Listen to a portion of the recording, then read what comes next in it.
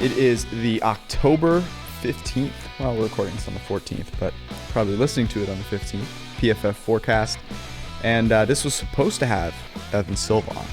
Oh, no. Evan Silva bailed on us at the last second. So it's okay. We power through. We move the timing of the podcast. I'll say this. Evan listens to our podcast relatively frequently, so I'm disappointed he can't come, but I'm going to stop short of dragging him for it. I appreciate that he listens. So you interrupted my dragging of him to say that you're not going to drag him. That's really unfair. I am always wary of the person making up an excuse. Why? Because I'm that kind of person. Eric, why do you want to come work out with me today? Well, George, I have a kid's doctor appointment. I assume the worst in people, as maybe some of you know, as you know. Now, Evan is a good friend of ours. I love Evan to death. So, I believe his excuse.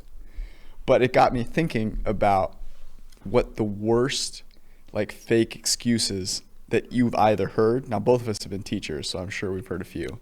Or that you've given. Have you ever given a fake excuse before? Don't answer it now. We'll talk about it at the end of the podcast. Gotcha. We've already blitzed through the Let's Rock. We're all discombobulated here. Yeah. But you know what? Athletes adjust. Powering through adversity is what we do. So we're going to do the lock of the week conversation. We're going to decide it. We're going to go through all the games and figure out what our lock of the week is going to be. We need to rebound after that ridiculous Jacksonville-Houston over did not hit. I'll say the second half over hit, so we weren't that bad. And then I don't know about you. Did you watch The Bachelorette last night? I heard tweets about it, which makes me feel like I was there. Yeah, so I recorded it, of course. I watched the football game, and then I watched The Bachelorette, so I'll tell you about it. There were some football players. I think you'll enjoy it. Yeah. And then we'll talk about your fake excuse. Okay. You did mention, though, before the podcast that there was a particular fan base that was kind of angry with us. Yeah, I mean, I look at some almost just for so if you're going to post a comment on YouTube, just know that if you're going to talk about George's chicken legs or my voice, just know that it's fodder. I have long misshapen femurs, and I find it offensive that people are making fun of my legs. But most of the time, George and I go there for amusement and for our mother's burner account, fair. Posts. My mom defends me. Yeah, she does, and that's very nice of her. My mom doesn't, but we won't go there. Sail past that. But the what we saw last week were a number of Raiders fans who got after us for essentially not praising, going over the top to talk about the Raiders. And it could be the fact that I'm a Chiefs fan. It could be the fact that our colleague Austin, at my advice, bet Chiefs second half, probably more than he could afford. And Austin is a Raiders fan, so that not only did he emotionally hedge it, but too much where he couldn't even enjoy his team's win. But here's what I'll say. They were awesome on Sunday. They threw the ball downfield. They made use of Henry Ruggs, a draft pick that we at the time said was amazing, and he came through. But that's the first time the Oakland Raiders have beaten the Kansas City Chiefs since 2017, and only the second time since 2012, third time since 2012. So I agree that the Raiders deserve a lot of praise, but do we really think they're contenders because of that victory? Is that victory about the Raiders, or is it more of a thing about Kansas City? Okay, you're not going to make this about Kansas City. This was about the Raiders. The Raiders' offense is good. The Raiders' offense has been good. Yeah. The Raiders' offense, since the start of last year, is a top 7 offense in EPA per play. They are a good offense. And they've been a good offense despite the fact that they did not take advantage of the deep areas of the field, which is something that most good offenses, including the Kansas City Chiefs, did. They made a conscious decision after a very suspect draft the year before where they drafted defensive linemen and running backs to say, Turns out that's not going to win us many games. Josh Jacobs, as great as he is, ain't getting. Don't forget the box safety, Jonathan Abram, who is a great box safety. Yeah, box safety okay. still. And I remember very vividly last year getting on the Gruden for Coach of the Year bandwagon. So maybe I'm biased because I want to get back on that bandwagon. But I think it's worth noting that, Carr's average depth of target considerably longer.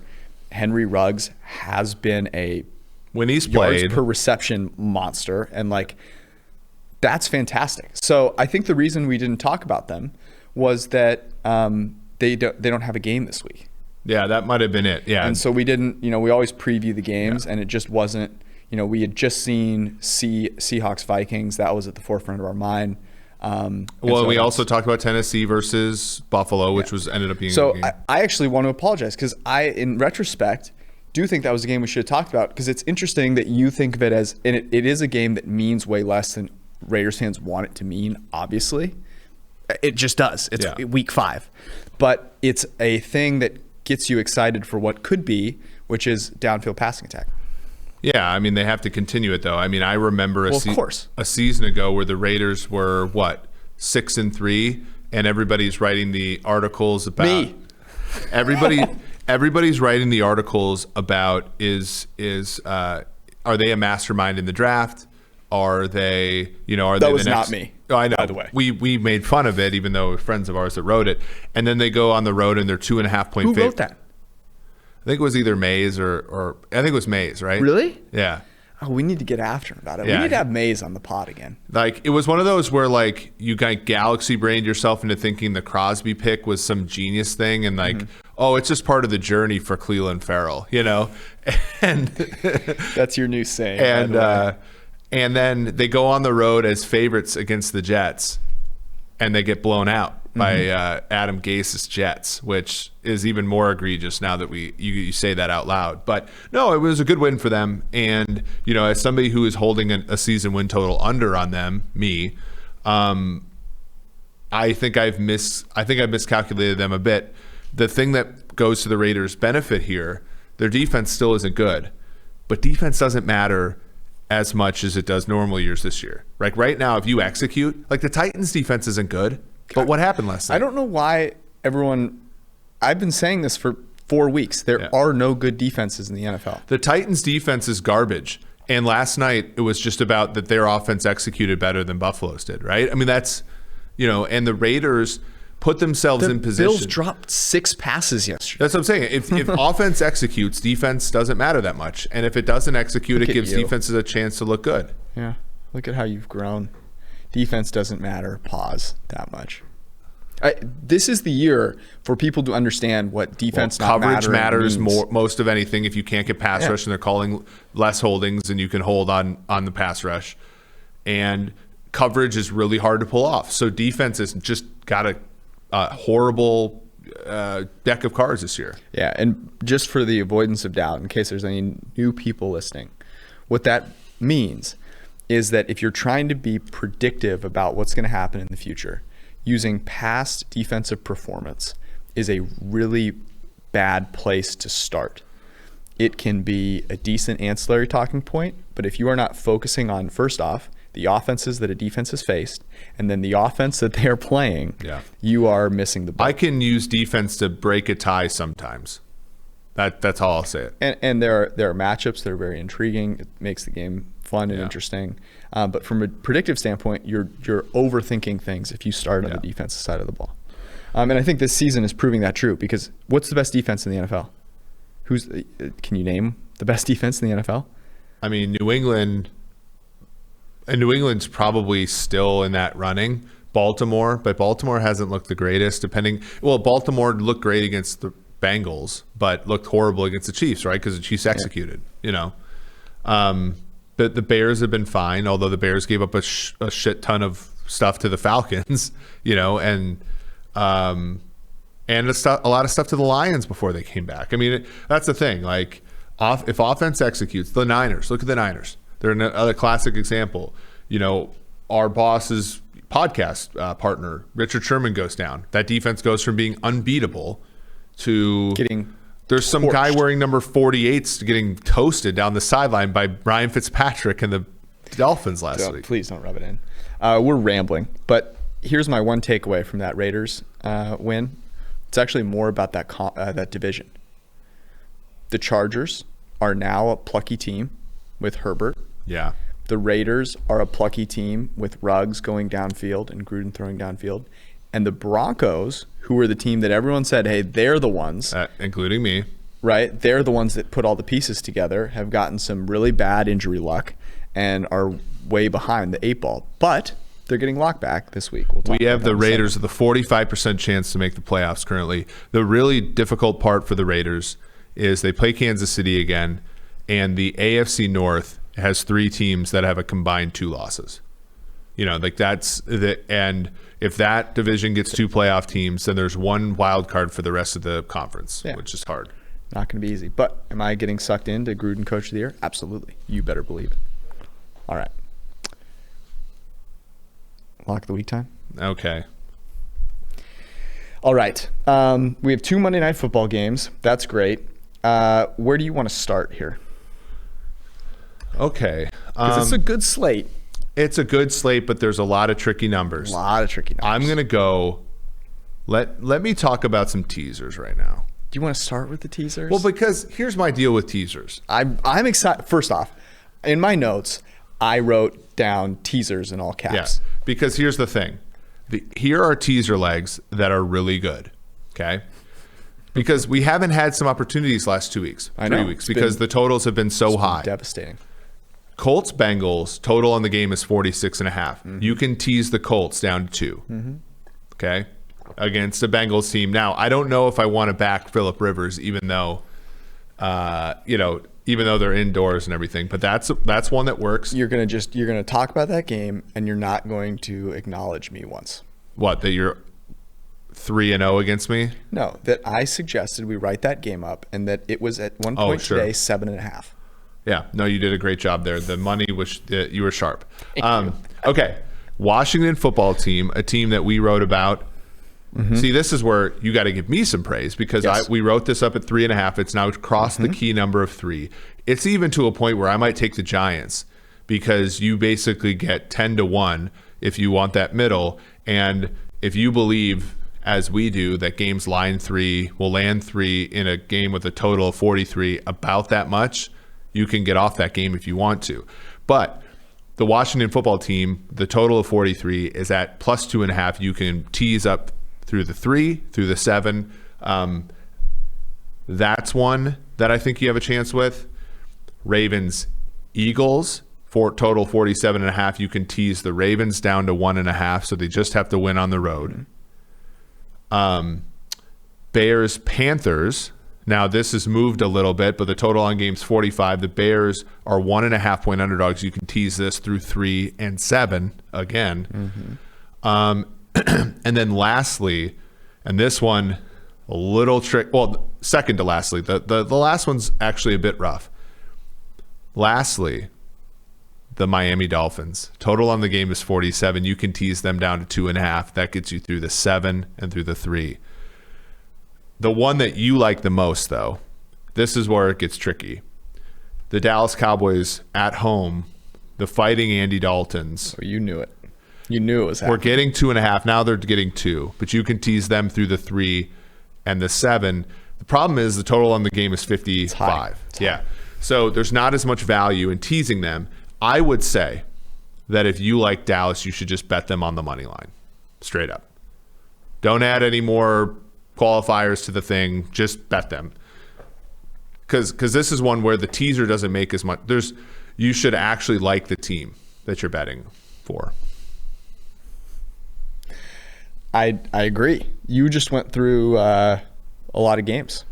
Yeah, I mean, but the thing with teasers is it really doesn't matter who the teams are. It's the key number thing, right? So that's kind of my thing. Like, those all are possibilities for you if you want to bet games and you don't really want to think about the handicap so much.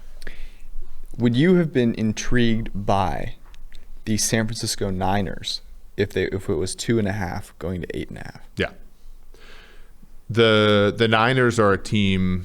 Would you have been intrigued by the Tampa Bay Buccaneers going from 2.5 to 8.5. At two when it look. I know it's 1.5. So these lines now, Tampa Bay is now 1.5, and the Niners are now 3.5 point underdogs. But I'm just curious because when we talked about this on Sunday, that those were kind of the two that stuck out to me. The Packers are interesting. Timo pointed this out earlier today. Aaron Rodgers has faced the easiest schedule of opposing pass defenses, and that's not a knock on Aaron Rodgers. That's a this team is everyone loves the hell out of the Packers. Yep. So on Chris's podcast, he and Al were talking, and I asked them who was better, the Seahawks or the Packers, and they both said the Seahawks. Or sorry, they both said the Packers, and they were both pretty confident in it. I am actually too. I'm if not. I were, yeah. I don't think there's any reason to be confident in either side right now. Okay. There isn't. Yeah. My biggest issue with this game is the variance is too much.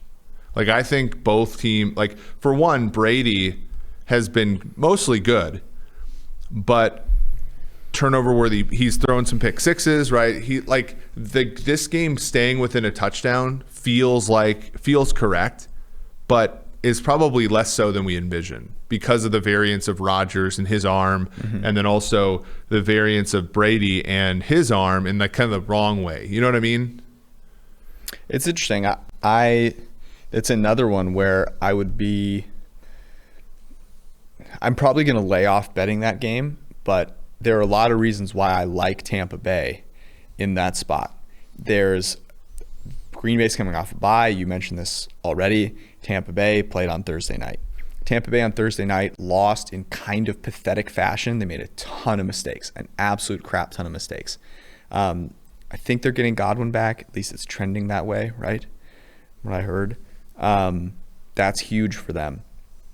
Tom Brady was humiliated. Mm-hmm. He was on national TV against Nick Foles again. Chase Claypool put his head on Tom Brady, and it got like 1 billion likes on Twitter. Yep. So if you're telling me Tom Brady isn't coming out here just gunning for blood as an underdog at home, yeah, okay. But, and here's the other thing: he is grading really well. The narrative is that he is. People are asking, is Tom Brady, washed up? He can't remember the down. And Aaron Rodgers is playing as well as anyone else. The gap between them in PFF grade is lower than the gap, I think, in the public. Yeah, for sure. My biggest question here then, now at 1, there's almost not a ton of teaser value here. I agree. I just wanted to talk about that game. But I think with this one as well, especially now that Dallas is at 2 and not 2.5, I felt like that was, both of these games, I feel like the home underdog with a good offense is live in both those cases. All right, let me turn your attention to a game here. All right, and very excited. You're going to have to get ready for this. The Atlanta. I'm just kidding. Stop. The Baltimore Ravens on the road in Philadelphia facing the rejuvenated. Sick just hearing the start of that sentence. Did you see my tweet today? I thought it was pretty smart. The Atlanta Falcons should sign Arthur Smith to be the head coach. They should be the Atlanta Falcons. What game do you want to talk about? That offense suits Matt Ryan so perfectly, George. Stop. All right. Anyway. Dead. That's I was watching the game. I'm like, Ryan Tannehill looks like Matt Ryan circa 16, doesn't he? Okay. Well, I didn't like this when it first came out, but I can convince myself now. Okay. Are the Eagles catching too many points at home at 7.5?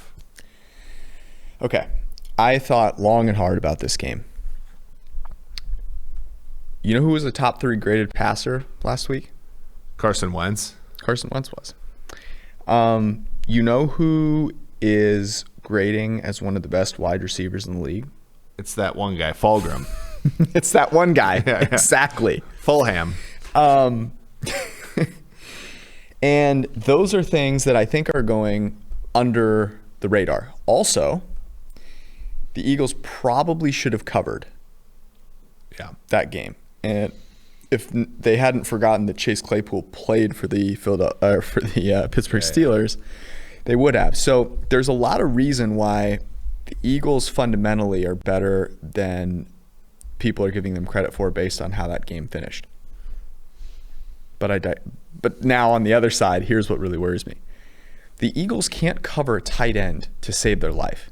See Claypool Chase, who they lined up in the slot a bunch, and he just roasted Nate Jerry. I mean, it was like a disaster. Nate Jerry's a disaster, and their safeties are brutal. It is a rough situation for them covering tight ends. George Kittle ate them alive. Now, Goddard on IR, Ertz, overrated.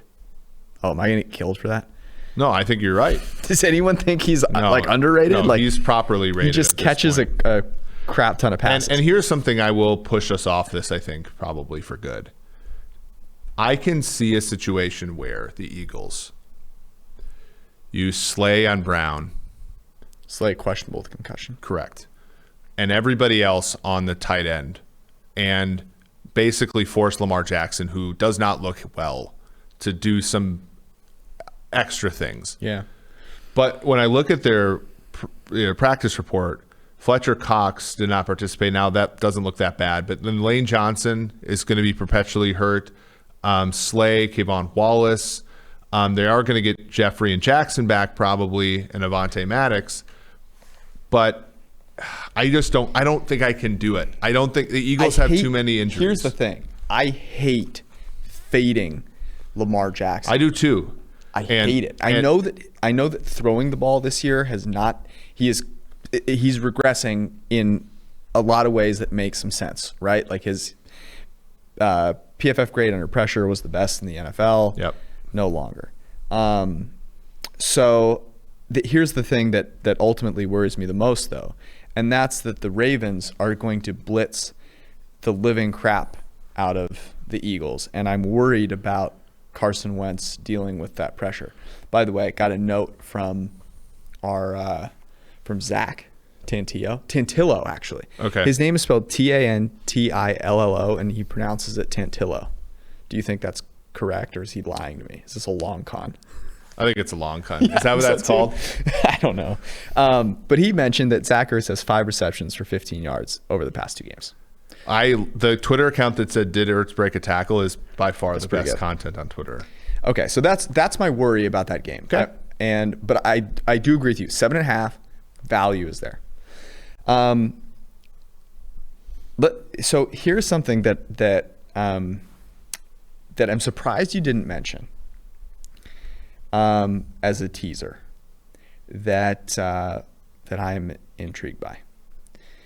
So you mentioned Cincinnati and Indy. Okay. Now I know we're not getting great value there. Is it 8.5? Yeah. The Colts are not very good. They're not. Cincinnati played a Baltimore team, very different from an Indy team. 14.5? Yeah, there's just not a lot of value. Total is low. But look, I can get on board with that. We just talked about defense doesn't matter. I'm gonna push back a little bit. When your offensive line is as bad as Cincinnati's, Buckner and Houston, yeah. I do feel like that Indy's going to be able to put pressure on Cincinnati in a way that I look, I don't hate it. I just don't think, look, bet Cincinnati straight up. Because you're getting 3 and 7. Yeah. The better quarterback is getting points in this game. Yeah. You might be right. Getting more than a touchdown. I might be right. I am right. Okay. Phillip Rivers is not good. Yeah, I don't agree. I don't disagree that he's awful. And Jacoby Brissett should be getting warm. Okay. Loose. Okay. Okay, let's talk Rams, Niners. Yeah, we like this game. We like the Niners plus 3.5 early in the week. What do you think now? I want you to tell me what you think about Jimmy Garoppolo. I think Jimmy Garoppolo can be a good quarterback if the situation gives rise to is conducive to it. Okay, what do you think about this week? I think the Rams defense is good against crappy teams and a defense against other teams. So it's up to San Francisco to not be a crappy team this week. And I look and I think the fundamentals should be fine. Like, look, it was a look-ahead line for them, right? Like they were coming off of a disappointing loss against Philly at home. Then, I mean, like, they're like, okay, we're going to get right. We got 2 home games still, right? Mm-hmm. We got one against the Dolphins. They're dog shit. We're going to beat them. And then we have a really important game against the Rams, right? Yep. So they looked ahead, got drilled, right? Kept, held some players back on defense, held back Samuel to a great degree, right? He didn't play a ton. Correct. I think that they're going to go all out in this game. Well, they have to. And when Kyle Shanahan... Right now, their chance of making the playoffs is 24%. Right, which is higher than I thought. But when somebody like Kyle Shanahan goes all out, I want to back him. Here's something interesting. The 49ers, the only team that has had an easier schedule than them... I know, it's bad. ...is the Pittsburgh Steelers. Well, we talked about this when Samuel got hurt during the forecast. I went on and laid a significant amount on Niners under 10.5 wins. I said early season injuries for them were going to be catastrophic because their late season schedule, what a disaster. They have the hardest remaining schedule. Yeah. Which, if you want to go PFF Edge subscription, NFL Power Rankings tool that you guys can use. Right. So this game is of absolute importance to them. Especially because after this game, the opponents actually get harder. Here's the other thing. You can't go 0-3 on a homestand. You just can't. Here's the other thing. The Rams have had the 4th easiest schedule thus far. All their wins have come against the NFC East. Yeah. That's ridiculous. They have not beat a non-NFC East team. So, yes, the Niners are at the bottom of the market. Absolutely. But are the Rams at the bottom of the market? No. People think the Rams are... Well, this game moved a full 6 points off the look-ahead line. That's ridiculous. I mean, just on value alone, you're getting value on the Niners. My thing with Jimmy G is... And I said that I was on Petro's show yesterday, and I said, one of the reasons you can tell in certain games that certain offenses, the A plus B... the plus A times B, Are you doing math on the podcast? The cross term. The cross term gets 0 in some games. We just lost all 7 of our listeners. Don't do that. The cross term gets elevated for these great coaches in big games. The cross term, the Andy Reid, Patrick Mahomes. And you're just continuing to go on with it. Yeah. I'm trying to get you off of the math metaphor. No, but there are some games where it's clear that the coach says we're going to do a vanilla game plan, and I need you, good quarterback guy, to execute and get out of here with the W. That was clearly the Chiefs against the Chargers. That was the Chiefs against the Raiders, and it was not the Chiefs against the Ravens. Last week was we're playing the Miami Dolphins. And Jimmy G, I expect you to execute a vanilla game plan because we need to get out of here with a victory and go play the Rams. This week, however good Jimmy G is going to be, it's going to be enhanced by how good Kyle Shanahan is. And Kyle Shanahan is going to be on his, quote, best behavior to produce such an effort. Here were a couple of here's the data point that really stuck out to me in that game. Jimmy G's average depth of target was 10 yards, 9.9 yards. Yeah. There's a full 4 yards, 3.5 yards past where kind of his career is He at. was a dump-off guy last year. Dump-off is the wrong term because he actually didn't check the ball down that frequently. So, underneath and deep. They were a team that specifically targeted the short areas of the field where guys were open and then ran after the catch. That's actually what the Rams are doing this year. Jared Goff, 6.4 yard average depth of target. Only guy lower than him is Drew Brees, but they're leading the league in yards after the catch per reception. Okay, so that's kind of what the Niners did last year. And so I agree with you that game plan just didn't really fit. It didn't make any sense.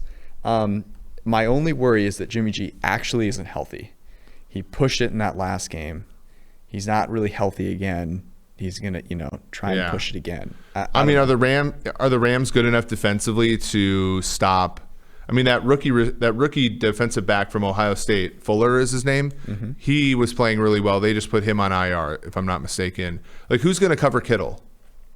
Oh, they have no one. Micah Kaiser. I would actually argue that Jalen Ramsey will be on George Kittle. Yeah, but then Ayuk is a good player. Samuel's a good player. The Mostert is a good player.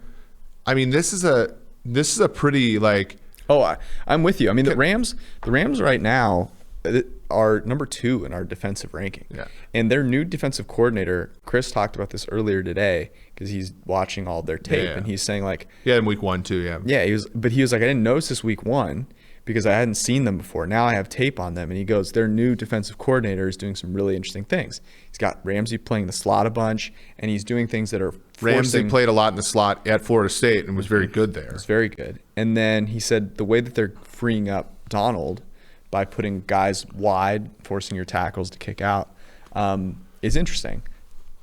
If there's one guy I'm betting on taking advantage of that, you know who it is? So look, shout out to our friend Brian Burke. There's going to be some clips of Donald getting trapped by some run plays here. Oh yeah, rushing upfield, and this is where washed out. Kyle Shanahan.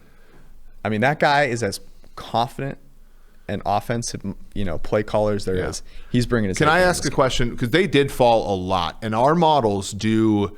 When you talk about our power rankings, deal with priors. Mm-hmm. Like I was explaining this on the Pinnacle podcast. We regressed to the market more heavily this year because of COVID, but we have adjusted off of priors faster because that's how you do it. The Niners are our 13th ranked team. The Rams are our 8th ranked team. The Rams are 2.1 points better on a neutral. When I look at this, we have Goff actually 1.5 better than Garoppolo, which I think might be a little bit too much.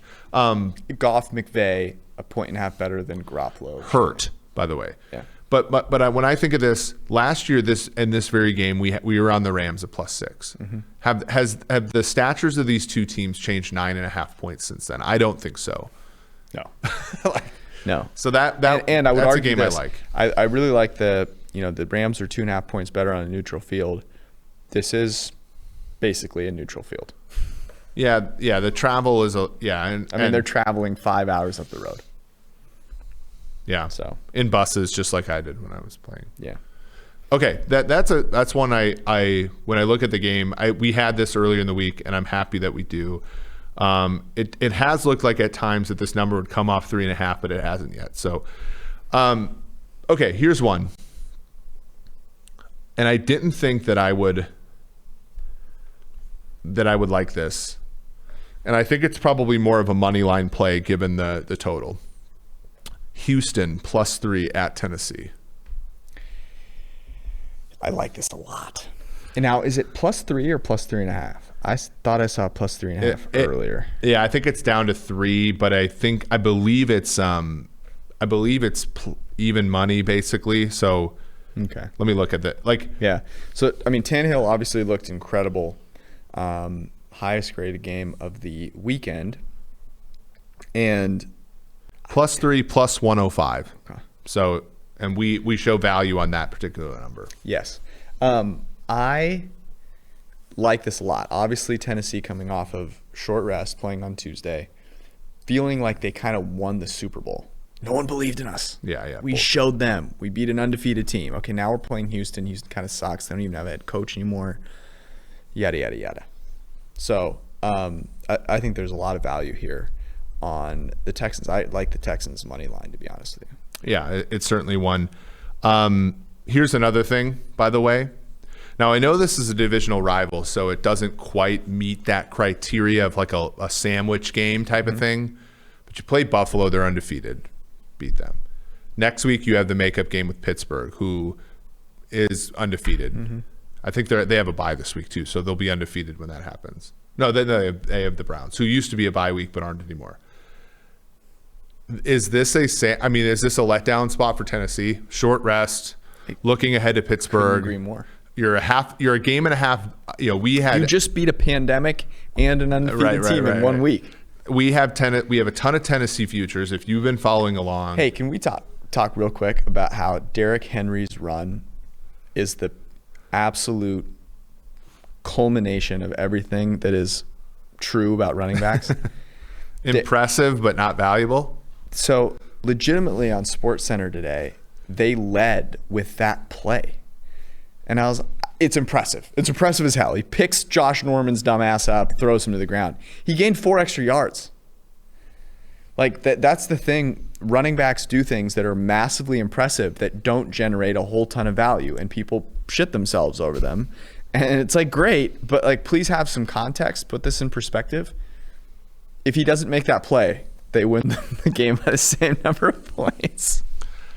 I mean, the fact that Henry is going to get over his rushing prop this year, despite not having like one game of over 4 yards per carry, is really my heroine. It's Eddie George like. You know, if you go back and watch Eddie George, kind of sucked. Okay.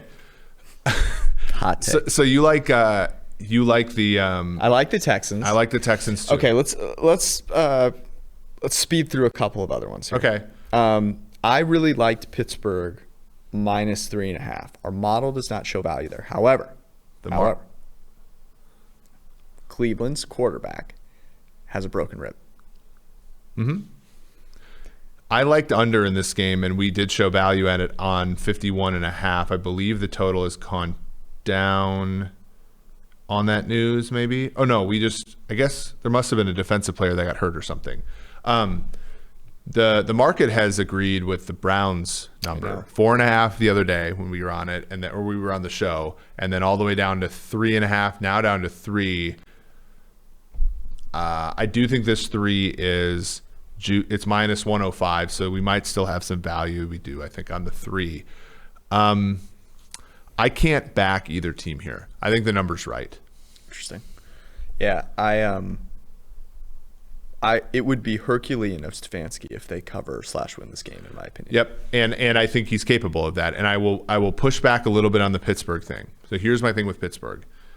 You got to face 2 bad NFC East teams. Mm-hmm. Now, the one gave you a game. Now, that's been the best game Philly's played all year. So what does that say about Pittsburgh? Sure. You beat the Giants in week 1. You didn't cover a game where half the game was played by Jeff Driscoll against the Denver Broncos. Oh, I remember.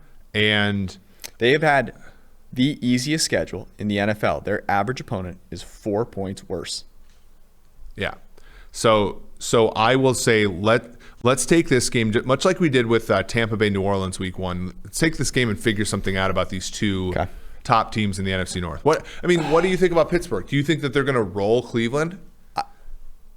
I am very nervous about a Baker Mayfield shits himself situation. And that's fair. I think you're 100%. Even though I don't want that to happen. I'm not rooting for that to happen. That is something that but it's something that absolutely the data suggests could happen. Yes, because he has not graded very well.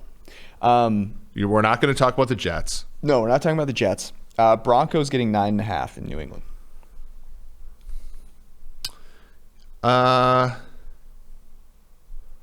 let's look at injury reports here. So Casey being out hurts, right? I think Locke being back certainly does help Denver. It can't hurt. Melvin Gordon being out with a DUI helps Denver. You're not getting pushback from me there. It doesn't doesn't move the needle at all. Well, in fact, we talked about it with McCaffrey. Anytime a running back with a name is out, it makes your offense better because you don't funnel stuff to him. And it's now 10. Yeah, and there's tough things going on with New England. I mean, the offensive line, Isaiah Wynn, Shaq Mason are both questionable. Andrews is already out with his thumb. Edelman was garbage against Kansas City. Can Gilmore play? So I think Gilmore and Newton are probably going to play. I mean, that's kind of... Newton is coming back to practice tomorrow. It was Gilmore's positive test.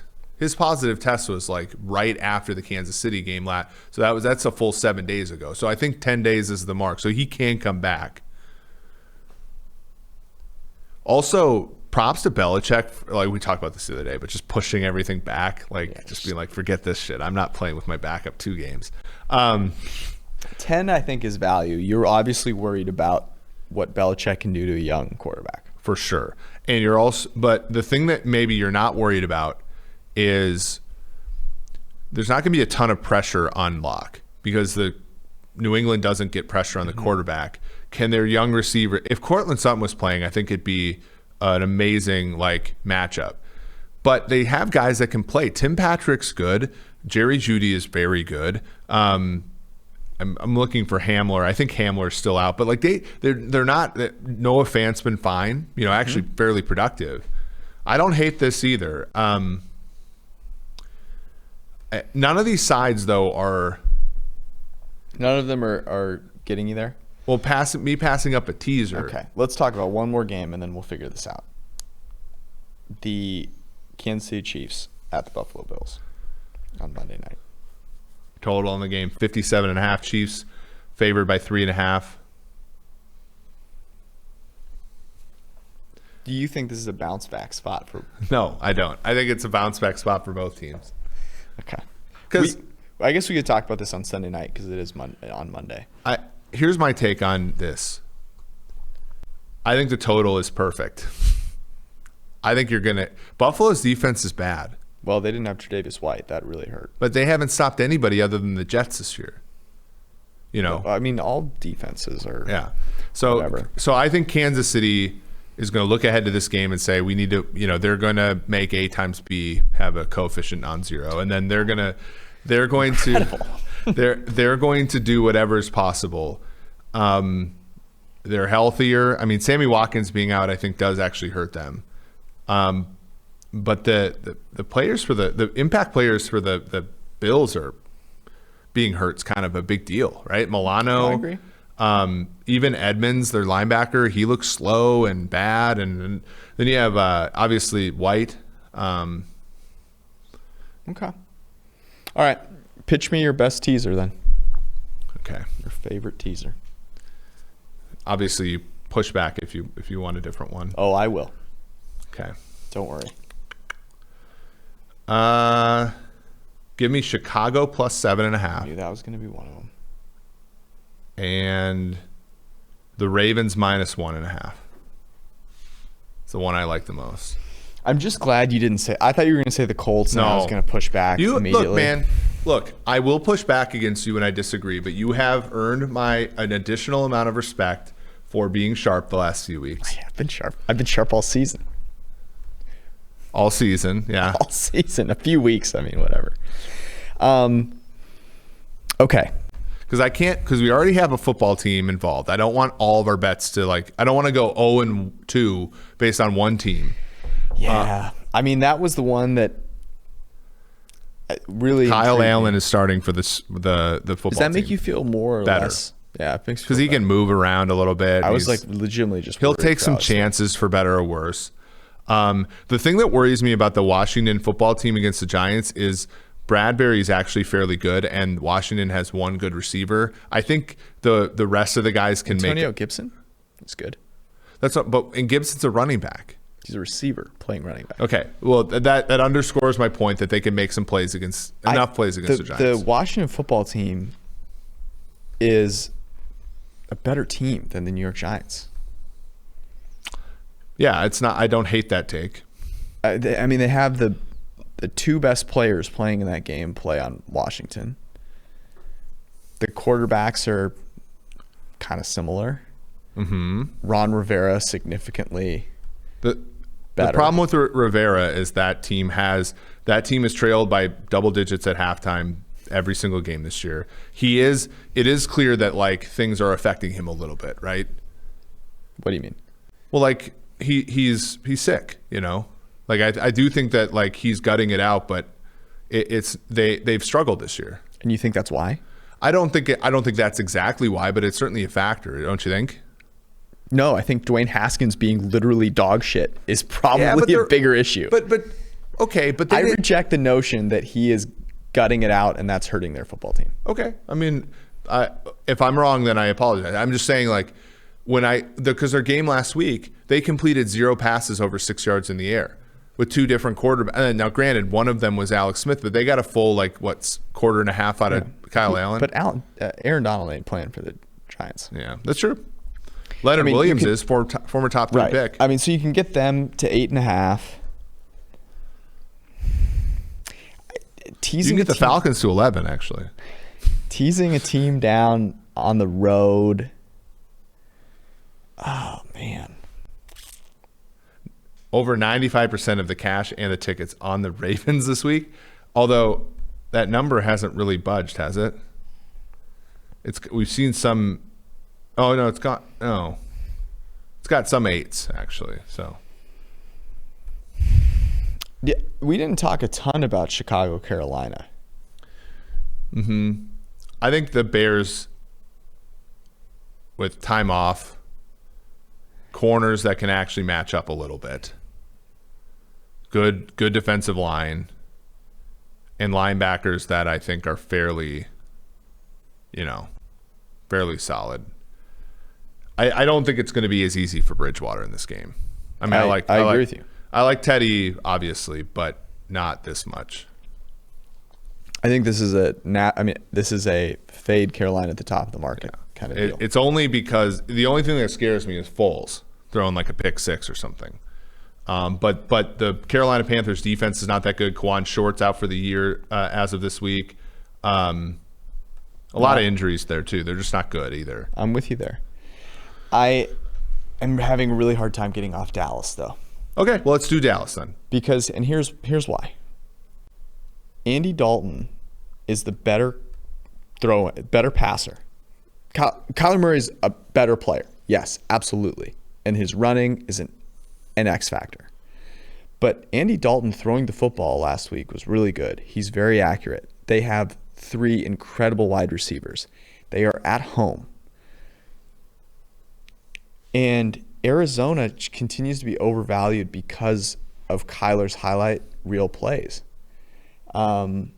There is not a 5.5 point difference between Dak Prescott and Andy Dalton with this Dallas team. I think that's a little aggressive. I think it's probably more like 3. Yeah, let's do it then. I mean, look, this is the first leg is because it's a good teaser leg. The second leg is because we like Dallas and we think we can get some points with it. Okay, let's do it. Dallas +8 and the Chicago Bears at +7.5. There it is. That is your lock of the week, baby. Let's go Cowboys. How about them Cowboys? Here's what I'm really excited about. I hate what we have to root for this year, which is that Dalton is good.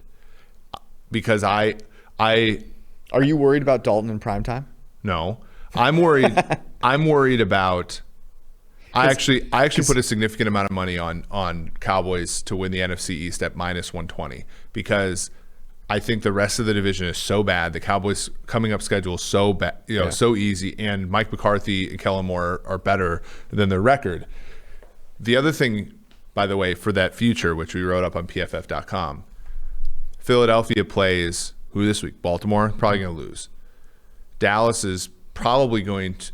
I think Dallas is going to win this game outright at home against the Cardinals. If that happens, Chandler Jones. Yeah. If that happens, what is Dallas to win the NFC East next week? Man, what are they right now? -120, 125, I think. Maybe -185. Yeah. So and Washington and the Giants aren't winning that division. So if you get it this week and what we expect to have happen happens and you still don't like Dallas, then just back up the truck for Philly then. Yep. That actually took kind of a while. I went through all the teasers at once. We went through all the teasers at once. That was fun though. All right, let me give you the real quick Bachelorette thing here. Okay. All right, so your boy Dale Moss, right? So Dale Moss is a former Packers football player. Packers draft pick, yeah, Clay Harbor style. I mean, they could probably use him at wide receiver, this year. Right. So the guys on this episode are okay. So Claire is kind of an older. She's like 39. So a lot of these guys are a little older. Okay. Now, you'd expect them to be kind of like mature and have it together. No. They're older dudes that haven't found anyone yet. So they are weird as fuck. Okay. So like it is a crew to behold. There's Bennett, a wealth management consultant from New York City. Dude rolls in a Rolls Royce and a scarf.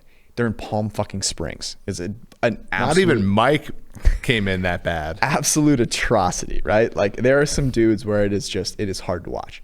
So in walks Dale, a semi-normal dude, got a little bit of style. and Claire just melts. What does Dale do for a living now that he's not a football player?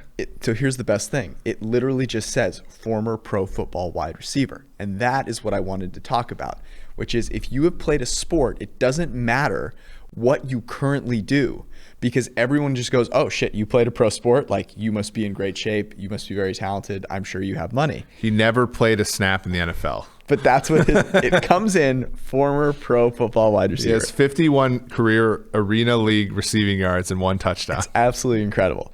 So South Dakota State, by the way, go Jackrabbits. The rumor is that she falls so head over heels for Dale. Whose name's Dale, by the way? His name is Dale, and he's got some game. Like a lot of these guys. Well, of course, dude. If your name's Dale, you're coming in with such a deficit that you have to make up. You're -3. You got to cover that spread already. So the rumor is that she falls so in love with Dale that she ends the show way early and runs off with him. That's the rumor. So they're playing into it super hardcore. Like she is like, butterflies. They're talking about it. They managed to get in. A guy calls someone out for not being there for the right reasons because he saw him on Instagram sending DMs to a friend. Like, it was incredible. It had everything. Had the right reasons. So the big storyline here is, will she just break all of the norms? Yeah. Will she just end it early? There are tears. They show guys crying, punching walls. I mean, but did you really think you had a chance against former NFL wide receiver Dale Moss, fellas? No. I don't know why they even showed up. So here's the thing. How do I win Bachelorette DFS now? I don't know. I mean, do we have Bachelorette DFS Optimizer on the site? If you don't have Dale Moss, you're fucked. Yeah. So I was, if you don't know, folks, on our PFF.com, we have a DFS Optimizer, and I was part of. Ben Brown did a great deal of work here, but I was sort of at the beginning, but I actually hadn't used it on the site since it had made it up there. So Ben's walking me through here, and he was sharing a screen, and he was doing Bachelorette DFS. And the first guy that shows up is like this drawn in cartoon face that says Dale. And I'm like, dude, you have to have a ton of shares at Dale. But what happens if Dale's the winner? Like, is he the captain? And then you just have a bunch of other Fabio guys below? If you don't have Dale, you're in trouble. There are a couple other guys that have a decent shot, but I got to be honest, you have to watch, because these guys are falling apart at the seams, and it's going to be glorious. We had words for those when we were in college. We called them cupcakes, and then chances was the other one. So don't. I haven't heard chance. Yeah. In a while. It's a good word though. Yeah. Good word. So that was my Bachelorette update. I'll keep you guys updated. I'll probably live tweet. I decided this. I feel bad for the people that follow me for football information. So I'm going to keep my tweeting on the Bachelorette each night, or each time it's up, to a thread. So you can read that thread if you want. If not, you can just mute that conversation and you don't have to worry about it. I'm thinking about what's worse, me just having random WNBA tweets dispersed? Okay. That's worse. Or no one's watching that. A thread. The thread is to hide the tweets. Right. No, I'm thinking get about that. people. I get that. And also, this is a show people watch. The WNBA championship viewership is up 15% this year during a pandemic. Fantastic. Take that, Clay. Well, Sue Bird's great. Yeah, did you see Russell Wilson called her out? Yeah. Of course I did. I don't want to talk about it. Because he's in your division and he's great, or what? No, I'm not. I'm going to anger people here. So Russell Wilson, fantastic football player. Well, we were going to talk about malls too, right? I discovered something about you today that I did not think was... you said that you told me I couldn't believe how long it's been since I've been to a mall.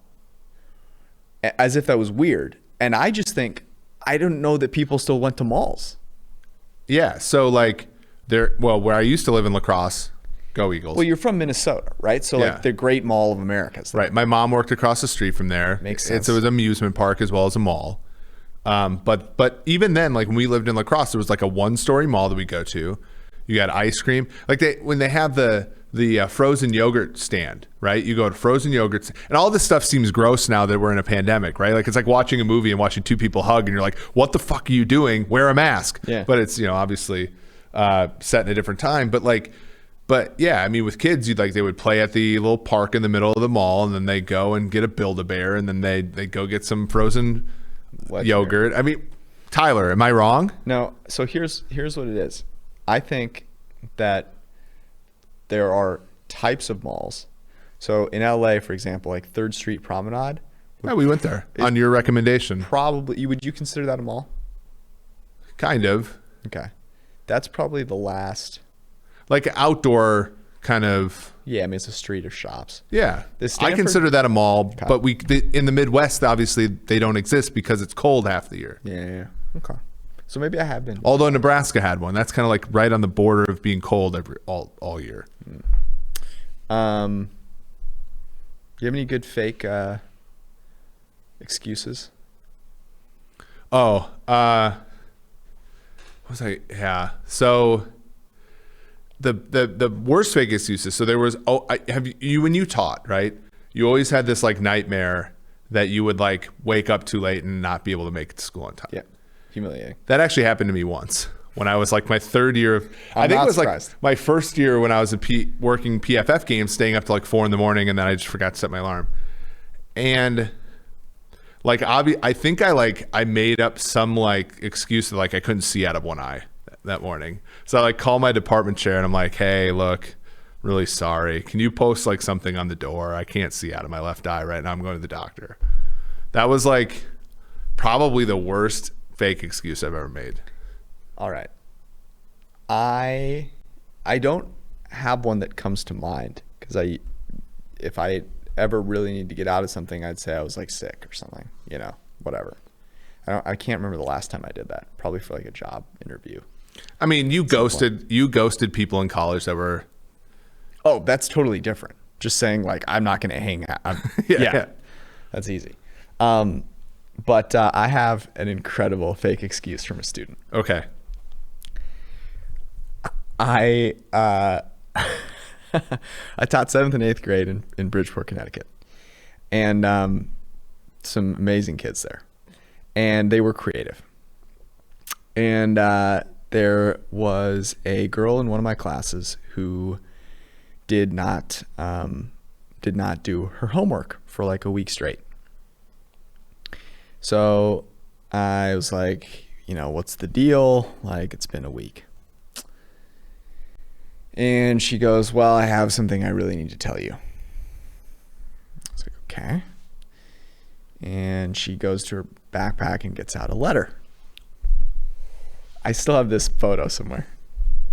It's a printed piece of paper, a piece of printed paper. It's clearly a note that was typed up and printed out. And it says, dear so-and-so, whatever her name was, I would like to inform you that the test results have come back and you are pregnant. Sincerely, you doctor.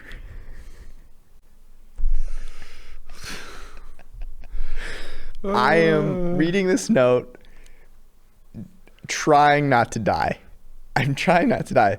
This girl wrote a note herself, typed it up, printed it out to tell people that she was pregnant in an attempt to do many things. She thought it was kind of a badge of honor and was telling a lot of kids and whatever, but also decided to use it to get out of homework. And God bless her soul.